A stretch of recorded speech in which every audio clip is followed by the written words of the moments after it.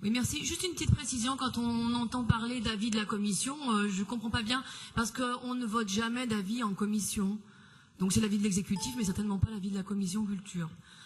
Donc, concernant l'explication de vote, donc le projet décrit dans ce rapport est pertinent d'un point de vue culturel. C'est pourquoi nous sommes évidemment favorables à la création de cette association de préfiguration. Pour autant, nous nous interrogeons sur 3 points.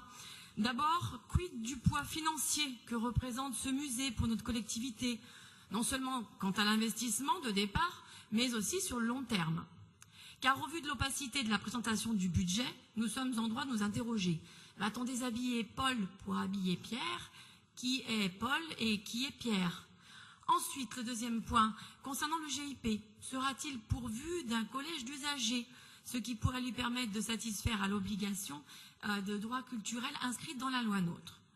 Enfin, est-il prévu un lien avec le réseau des autres musées d'histoire du tissage, notamment de la Loire et du Forêt? Enfin, nous espérons que vous serez aussi vigoureux, Monsieur le Président, dans vos ardeurs pour sauver d'autres structures culturelles, même quand celles-ci seront dépourvues d'intérêt pour vos guéguerres politiciennes entre petits cheffaillons ou vos petites amitiés. Alors peut-être que votre déclaration, Monsieur le Président, je vous cite, « Je ne fais pas de politique avec la culture » pourra enfin gagner un petit peu de crédit. Je vous remercie.